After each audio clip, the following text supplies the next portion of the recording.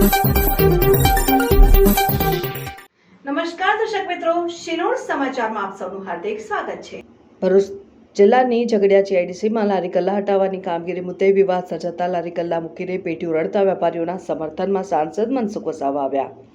ભરૂચ જિલ્લાની Jhagadia જીઆઈડીસીમાં notified area authority દ્વારા લારી ગલ્લાના દબાણો હટાવવા માટેની ઝુંબેશ હાથ ધરવાના ભાગરૂપે લારી ગલ્લા ધારકોને દબાણ હટાવવા માટે નોટિસ પાઠવીને દબાણ દૂર કરવા માટે જાણ કરાઈ હતી। જોકે સ્થાનિક વિધવા અને જરૂરિયાતમંદ મહિલાઓ સાથે સામે રોજગારીનો પ્રશ્ન ઊભો થયો હતો, જે અંગેની જાણ સાંસદ મનસુખ વસાવા અને સ્થાનિક આગેવાન દિલીપ વસાવાને થતા તાત્કાલિક લારી ગલ્લા ધારકોના સમર્થનમાં ઝઘડિયા જીઆઈડીસી ખાતે પહોંચી નોટિફાઈડ ઓથોરિટી સહિતના તંત્રને દબાણ હટાવવાની કાર્યવાહી અટકાવી દેવા માટે રજૂઆત કરાઈ હતી, જે રજૂઆતને માન્ય રાખીને દબાણો હટાવવાની કાર્યવાહી નોટિફાઈડ ઓથોરિટી દ્વારા મુલતવી રાખવાનો નિર્ણય લેવાતા લારી ગલ્લા ધારકોમાં ખુશીની લહેર પ્રસરી જવા પામી, જેને લઈને લારી ગલ્લા ધારકોએ સાંસદ મનસુખ વસાવા, સ્થાનિક આગેવાન દિલીપ વસાવા સહિત સમર્થનમાં આવેલા તમામ આગેવાનોનો આભાર વ્યક્ત કરવામાં આવ્યો।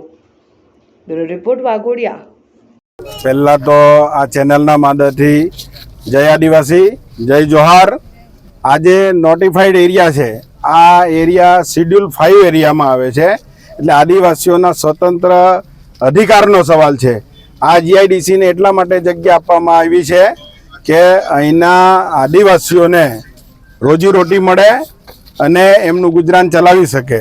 આજે બી તમે જો આ નોટિફાઈડ એરિયાનો જે બોર્ડ લાગ્યો છે, તમે જુઓ છો, આ ઓફિસ છે નોટિફાઈડ એરિયાની, તો હું કહેવા માગું છું કે આ નોટિફાઈડ એરિયા નથી, આ જીઆઈડીસી એરિયા છે। આ તો થોપી બેહાડેલી વસ્તુ છે નોટિફાઈડના નામે।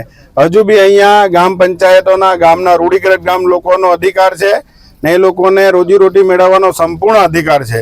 તો હું આપના માધ્યમથી કહેવા માગું છું, આજે આ નોટિફાઈડ એરિયાના અધિકારી બી છે બામણિયા સાહેબ અહીંયા, તો એમને અને ગાંધીનગર જે ઉદ્યોગ ભવન છે એમને બી કહેવા માગું છું કે અહીંયા જે જીઆઈડીસી સ્થાપના કરી છે, તો એ સ્થાપના અહીંના લોકોને રોજીરોટી મળે એટલા માટે છે।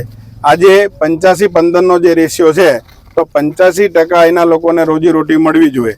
તો આ ગામડાના જે લોકો છે, આજે એ જીઆઈડીસી આવેલી છે, તો જીઆઈડીસીના રોડ પર સાઈડમાં ગલ્લા મૂકીને એ લોકોનું જીવન ગુજાર ચલાવે છે, તો શું એમને જીવવાનો કોઈ અધિકાર નથી? તો જે સરકારે અહીંયા જે જીઆઈડીસી સ્થાપી છે, તો અહીંના લોકોને કોઈ રોજીરોટી આપવાનો એમનો ઈરાદો નથી। આજે જુઓ ટ્રાઇબલ વિસ્તારમાં તમે ટોટલ જુઓ, કેવડિયામાં જુઓ, ત્યાંના લોકોને રોજીરોટીનો સવાલ હતો, તો અહીં બી લારી ગલ્લા હટાવી દીધા છે। તે આખા ગુજરાતમાં જો લારી ગલ્લાવાળાને આવી રીતે જીવા નહીં દે આ લોકો, તો આ સરકાર જે ગરીબોની વાત કરે છે, વિકાસની વાતો કરે છે, એ કયા વ્યાજબી ચલવી લેવાય। આજે આ લોકો જુઓ, તમે એમની સામે જુઓ, બધા એકદમ ગરીબ છે લોકો। આજે એમની પાસે પહેરવાના કપડાં નથી, એમને છોકરાઓને ભણવા માટે શિક્ષણ નથી। આજે આ જીઆઈડીસી તરફથી એવી કોઈ શિક્ષણની વ્યવસ્થા નથી કરવામાં આવી, નથી કોઈ આરોગ્યની વ્યવસ્થા કરવામાં આવી। આજે આ જીઆઈડીસી ફક્ત ને ફક્ત લોકોને પોલ્યુશન આપે છે। આજે હવાનું પોલ્યુશન હોય, જમીનનું પોલ્યુશન હોય કે કેન્સરના પ્રશ્નો છે, આજે બહુ મોટા પ્રમાણમાં છે। આજે એમને જે બીમારી થાય છે, લાખો રૂપિયાનો ખર્ચો થાય છે, જીઆઈડીસી આપે છે એ વસ્તુ। તો અહીંના લોકો જે ભોગવટો કરે છે, તો અમે એવું કહેવા માંગીએ છીએ કે આ નોટિફાઈડ એરિયા નથી। અહીંના લોકોને બી કહેવા માંગીએ છીએ કે તમારા જે અધિકારો છે, રૂઢિગત ગ્રામ સભાના અધિકારો, આજે બી આ નોટિફાઈડ એરિયા નથી, હું તમને કહેવા માંગુ છું। તો સમગ્ર અહીંના લોકોએ આ કોઈ નેતાઓ કે આગેવાનો આવીને અહીંયા જે વાતો કરે છે, આજે માનો કે આપણા સાંસદ શ્રી ભરૂચના આવ્યા હતા ને લોકોને આશ્વાસન આપી ગયા, ઉપર ઉદ્યોગ ભવનમાં બી વાત કરી, તો સરકાર તો એમની જ છે, તો એ તો સવાલ જ નથી। આજે હું એમને બી કહેવા માગું છું કે આ લોકોને પરમનન્ટ સોલ્યુશન આવે એ જાતની વ્યવસ્થા આ જીઆઈડીસી અને ઉદ્યોગોએ, આ સરકારોએ કરવી જોઈએ।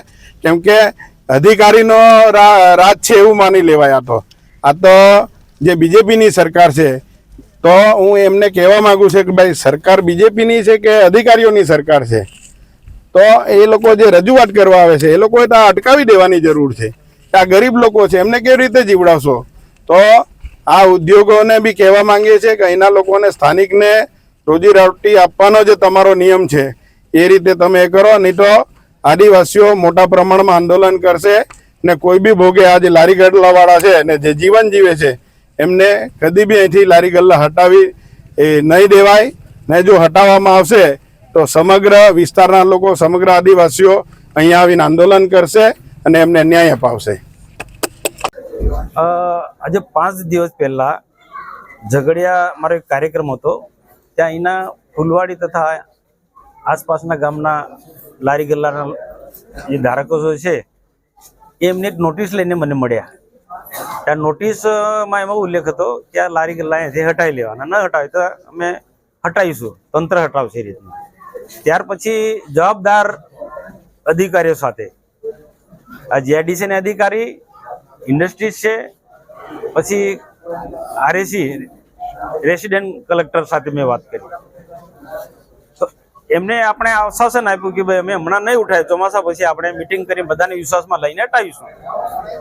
પછી રાતે 9 વાગે મને ખબર પડી, સેવંતુભાઈ ટીનાભાઈ નો ફોન આવ્યો. ટીનાભાઈ એટલે દિનેશભાઈ, એમનો ફોન આવ્યો કે આ પ્રકારના પોલીસ બંદોબસ્ત સાથે લારી ગલ્લા હટાવવા માટે આવે છે. અને મેં જવાબદાર લોકોનું પૂછ્યું, પોલીસ અધિકારી છે બાકી બધા લોકોને, તેમને સ્વીકાર્યું. મેં કીધું તમે એક પ્રકારનું વચન આપ્યું તો ના કઈ રીતના ફરી જાવ? તો કે ગાંધીનગર થી આદેશ છે કે કોઈ પણ સંજોગોમાં આ લારી ગલ્લા હટાવવાના. તો મેં કીધું કોઈ મુલતવી રહ્યું કઈ વિચારો? તો કે ના, ગાંધીનગર નો હુકમ છે. જવાબદાર લોકોએ કીધું મેં કઈ વાંધો નહીં. પછી અમે પણ નક્કી કર્યું આ વિસ્તારના બધા આગેવાનોએ કે જીઆઈડીસી ના અધિકારી આવશે, પોલીસ આવશે અને આપણે પણ આસપાસના આગેવાનો બધા ત્યાં ભેગા થવાનું. અને સોશિયલ મીડિયામાં બધાએ પોતપોતાની રીતના પોતાના મોબાઈલમાં પોતાના વાત મૂકી. એટલે કોઈ ને કોઈ કારણસર જીઆઈડીસી ના લોકો ડરી ગયા હશે કે જે હશે તે, પણ એમને કાર્યક્રમ મુલતવી રાખ્યો. અહીંયા આવ્યા પછી 7 વાગે અમને ખબર પડે છે કે આ કાર્યક્રમ મુલતવી રાખ્યો છે. પરંતુ અહીંયા તો અમે તો બધા આવી ગયા હતા. બધા અહીંયા ભેગા થઈને કીધું કે આપણે સંગઠિત રહેવાની જરૂર છે. અને એ પણ મેં વાત કરી કે આ જીઆઈડીસી માં, ઝઘડિયા જીઆઈડીસી માં કે પછી ભરૂચ જિલ્લામાં આવેલી કોઈ પણ ઇન્ડસ્ટ્રીમાં જીઆઈડીસી માં તમે લોકોને, લેન્ડ લુઝરોને, આસપાસના લોકોને, સ્થાનિક લોકોને રોજગારી નથી આપતા. અને રોજગારી કઈ રીતના છીનવી લો છો? અને જે ઝઘડિયા જીઆઈડીસી ની અંદર ફૂલવાડી ને દદેડાના લોકો વધારે છે. તો એ અહીંના લોકો છે. અહીંના ઇન્ડસ્ટ્રી એરિયાની અંદર કામ ના મળે, રોજગારી ના મળે તો પછી બીજે ક્યાં જવાના છે? તો પેલા તો ઇન્ડસ્ટ્રીઝ વાળાને, જીઆઈડીસી વાળાને મારે એમ કહેવાનું છે કે તમે પેલા રોજગારી અપાવો. આજે લારી ગલ્લા વાળા છે એમને નોકરી આપો, જીઆઈડીસી માં એમની જે પણ એ પ્રમાણે નોકરી આપો, રોજગારી આપો, પછી તમે હટાવો. તમે રોજગારી કઈ રીતના છીનવી શકો છો? અને સરકારનો નિર્ણય એટલે સરકાર કોણ? સરકાર તો અમે લોકોએ બનાવી છે. ધારાસભ્ય સરકાર, પ્રજાના પ્રતિનિધિ સરકાર બનાવી છે. એટલે આ અધિકારીની જે માનસિકતા સરકારને બદનામ કરવાની છે. મોદી સાહેબ હર હાથ કો કામ આપવાની વાત કરે છે, દેશને મજબૂત ભારત બનાવવાની વાત કરે છે. અને ખરેખર સાચા અર્થમાં ગરીબોને મદદરૂપ થઈ રહ્યા છે. ત્યારે કેટલાક આવા અધિકારીઓ, જે ભ્રષ્ટ અધિકારીઓ છે, જે ગાંધીનગરમાં બેઠા બેઠા હુકમ કરે છે, આ બધા અધિકારીઓને બહુ સારી રીતના જાણું છું. એટલે મહેરબાની કરીને અહીંયા કંઈ પણ નિર્ણય લેવો હોય, ભરૂચ જિલ્લાની અંદર ઝઘડિયા જીઆઈડીસી હોય કે દહેજ હોય કે પાનોલી કે અંકલેશ્વર, કોઈક પણ નિર્ણય લેતા પહેલા અમને સ્થાનિક લોકોને પૂછો. અને સ્થાનિક લોકોને પણ અપીલ કરી, આગેવાનોને, આપણે બધા એની પ્રજા સાથે, ગરીબો સાથે રહેવું પડશે.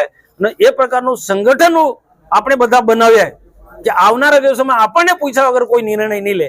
આપણે સરકારના હિતમાં નિર્ણય લેવાનો છે, વિકાસ સાથે જોડાયેલા છે, વિકાસમાં અવરોધરૂપ નથી. પણ વિકાસની સાથે અહીંના લોકોને નુકસાન થાય, અહીંના લોકો બેઘર બને, એ કોઈ સંજોગોમાં ના ચલવી લેવાય. તો આ પ્રકારને મેં અહીંયા અધિકારીને પણ વાત કરી છે. અને આપના દ્વારા મેં જે ગરીબોના વિરોધી માનસિકતા વાળા લોકો છે, અધિકારીઓ, એને પણ આપના દ્વારા મેસેજ હું પહોંચાડું છું. આજના દિવસે લારી ગલ્લા હટાવવાનું મોકૂફ રાખવામાં આવ્યું છે. આગામી દિવસોમાં જો હટાવવામાં આવશે તો આપણી તરફથી શું કાર્ય કરવા? મેં અગાઉ પણ કીધું, તે દિવસે પણ મેં વાત કર્યું કે અમારી સાથે લારી ગલ્લા વાળા સાથે મંત્રાલય મીટિંગ કરો, વૈકલ્પિક વ્યવસ્થા કરો. વૈકલ્પિક વ્યવસ્થા કરો. કદાચ લારી ગલ્લા ના ગમતા તો વ્યવસ્થિત સાર બનાવીને આપો, પણ રોજગારી ના છીનવાય. રોજગારી આપ્યા સિવાય તમે લારી ગલ્લા ના હટાવી શકો. વૈકલ્પિક વ્યવસ્થા તમારે કરવી પડશે.